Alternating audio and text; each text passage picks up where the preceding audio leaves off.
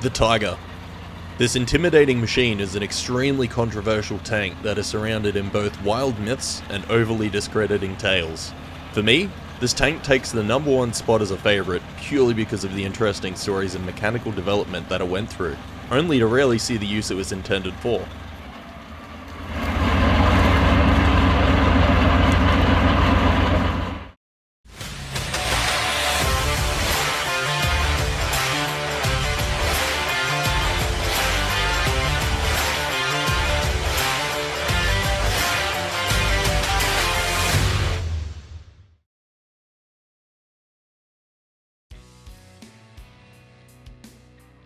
So it's been a hot minute since I did anything Tiger related, and it turns out, forcing myself into a Tiger video every 10 may not work out as I have prior plans or time restrictions a lot of the time. So moving forward, I'll do them at my own leisure, but they might be fairly frequent, so if you're not a fan, I'm sorry. As for this one, my initial goal was to do Tiger 323 from the options of the kit, but given that I don't really aim for historical stuff unless I decide to, I changed it up a little and I opted to have a crack at some winter and wear effects. A quick reminder, these continuing videos of practice are practice due to me preferring to build kits, not so much paint them. So if you spot something odd, it's because I don't research techniques and I tend to just have a crack and get a feel of things myself. Now, starting off was fairly straightforward. I dove into the basic idea of Tiger 323, how the manual showed the scheme, and was fairly rough about it, thanks to the impending whitewash over the camo, which would mask and hide a lot of spatters and otherwise untidy spots. Using AK Interactive 3rd generation paints, I kept the rails matching the manual, save for the brown because I ran short. I ended up mixing my own, which doesn't seem to have made too much of a difference at the end anyway. Once the camo was done, I moved on to the whitewash, which I just sort of blanketed over the whole tank for the most part before moving on to the rusty grime. The first step was to come along with a stiff brush and sort of dust off the whole tank, tearing up and wearing paint from the corners and edges and stuff that I was going to rust later on. And this turned out better than I thought it was going to, so I'm pretty happy with that. Having a bit of a fiddle with AK's rust streaks, I peppered and applied it pretty much all over the tank in lined areas and places where rust would occur, before coming back along with an enamel thinners to wet stroke and blend it about, which I was a little bit aggressive with in certain areas and caused the paint to peel. To touch up the paint peel spots, I simply made them heavier rust locations, which seems to have turned out pretty nicely at the end. And how I did this was a mix of Citadel's Reikland Flesh Shade, AK's Track Rust, Rust Streak, and some Pigment Fixer. After I finished all of the rusting and grime spots, I moved on to layering the mud and adding the wheels in one set at a time to make sure that it really got in there. And knowing that I wanted that super caked, bogged down look, I didn't really paint the wheels outside of a quick base prime and coat.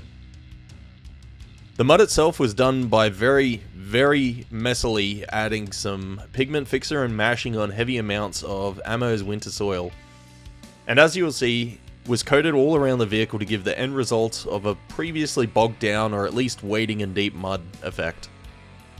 Moving on to the little rust patches here and there, I went back to the previous combo of Track Rust, Rust Streak and Reikland Flesh Shade, and I was pretty happy with the end result.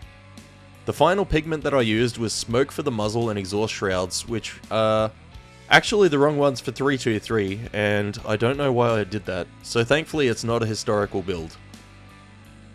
For the tracks, a simple Silverleaf base coat was used before the mud combo was slapped on, nothing too fancy here, and all there was left to do was the deck tools and bits and bobs. Using bulk gunmetal from Citadel for the tow cables and deck tool metal areas, which ended in a Reikland Flesh Shade coat, I touched all of the timbers with Morghast Bone and Mornfang Brown before I coated with Wood Wash from AK and Reikland Flesh Shade. Anyhow, that's pretty much all of the steps, so I'm going to try them out and let you guys see how it turns out.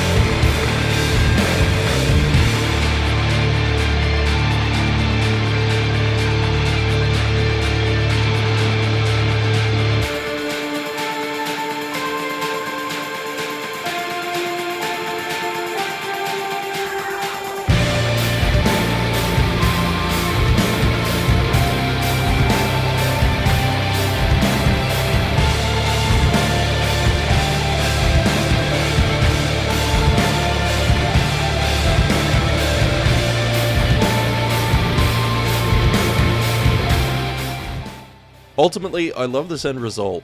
There's a few things here and there that I could have done to make it a little bit further detailed, but that's perhaps more tinkering for another time. I hope you enjoyed it, and until next time, take it easy.